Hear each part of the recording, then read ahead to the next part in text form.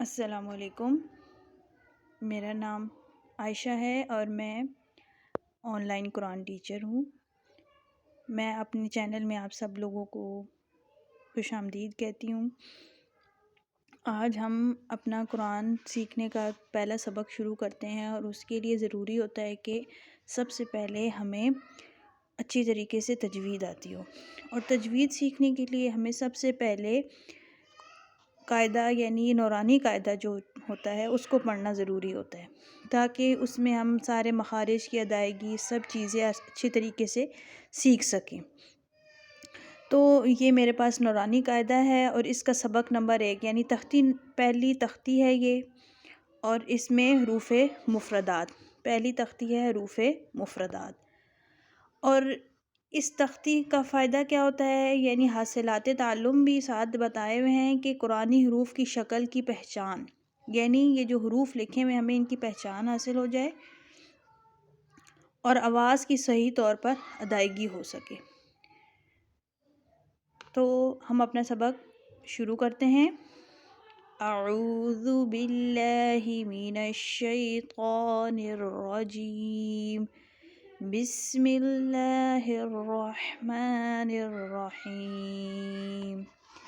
الف الف، با تا ثا جیم حا خا دال ذال را زا سین شین صاد غاد طا ظا عین غین فا قاف کاف لام میم نون واو ہا حمزہ یا۔ تو سب سے پہلے جو ہمارے پاس حرف ہے وہ ہے الف۔ الف کا مطلب، الف ہمارے منہ کے خالی حصے سے ادا ہوتا ہے، یعنی الف۔ با، جب ہم دونوں ہونٹوں کو ملاتے ہیں تو با۔ تا تا ثا، جب ہماری زبان سامنے والے اوپر نیچے کے دونوں دانتوں سے لگتی ہے تو ثا ادا ہوتا ہے۔ جیم، جب ہماری زبان ہمارے تالو کے ساتھ جا کے لگتی ہے تو اس سے ادا ہوتا ہے جیم۔ ہا، اب یہاں سے حروف حلقی، مطلب حروف حلقی جو حلق سے ادا ہوتے ہیں وہ شروع ہو رہے ہیں۔ ہا، یہ وسط حلق یعنی حلق کا جو درمیانی حصہ ہے وہاں سے ادا کریں گے۔ ہا، اور یہ ہے خا، یہ ادنا حلق یعنی جو ہمارے سینے کے ساتھ حلق کا حصہ ملا ہوا ہے اس سے ادا ہوتا ہے خا۔ اس میں ہم جیسے خراٹی کی آواز آتی ہے اس طرح نکالیں گے۔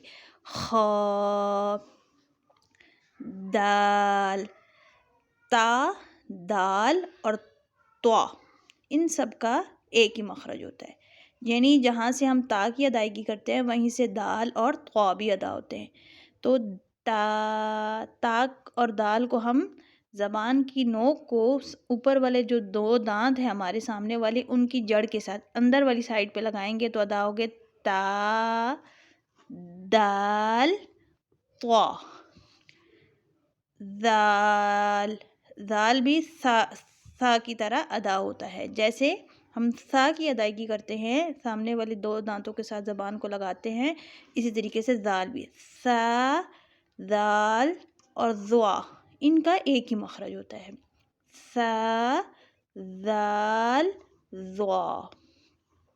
را، را زا، زا سین، زا اور سین، یہ حروف صفیریہ مطلب سیٹی والے حروف کہلاتے ہیں، جن میں سیٹی کیسی آواز آتی ہے، زا سین، زا سین سین شین.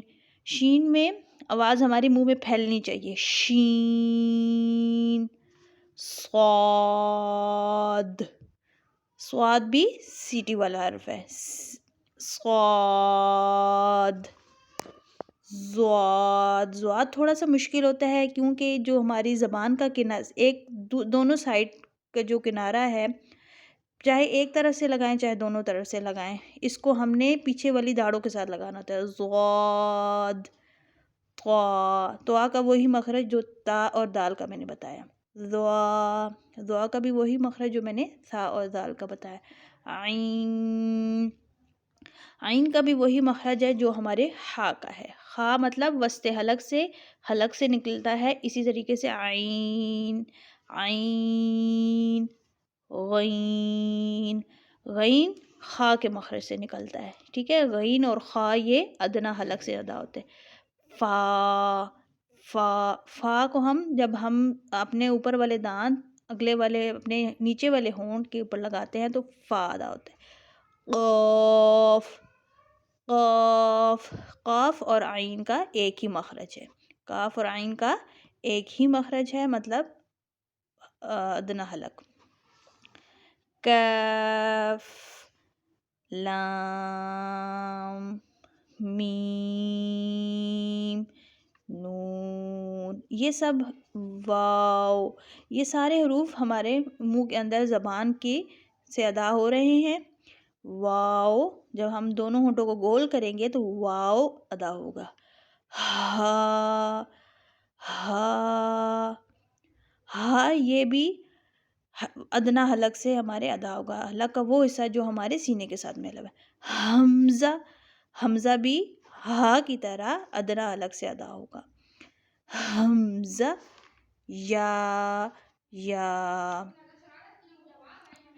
امید ہے کہ آپ لوگوں کو میرا یہ پڑھنے کا طریقہ اچھا لگا ہوگا. اگر آپ کو یہ اچھا لگے تو آپ اسی طریقے سے اس کو ساتھ ساتھ سیکھیں، میرے ساتھ ساتھ اس کو ادا کریں، کیونکہ قرآن کو تجوید سے پڑھنا بہت ضروری ہے. ہم قرآن کی تلاوت تو کرتے ہیں لیکن تجوید کے ساتھ اس کو پڑھنا یہ زیادہ ضروری ہے. تو اس لیے میں آپ لوگوں سے یہی درخواست کروں گی کہ آپ کوشش کریں کہ ان حروف کو اسی طریقے سے ادا کرنے کی کوشش کریں. قرآن میں جب ہم پڑھتے ہیں اور کوئی لفظ غلط ادا ہو جاتا ہے تو اس کا مطلب بھی غلط ہو جاتا ہے. تو اسی لیے ہم سب مسلمانوں پر یہ چیز ضروری ہے کہ ہم تجوید کو سیکھیں. تو امید کرتی ہوں کہ آپ کو یہ اچھا لگا ہوگا. اگر اچھا لگے تو میرے چینل کو سبسکرائب کریں اور مجھے اپنی دعاؤں میں یاد رکھیں.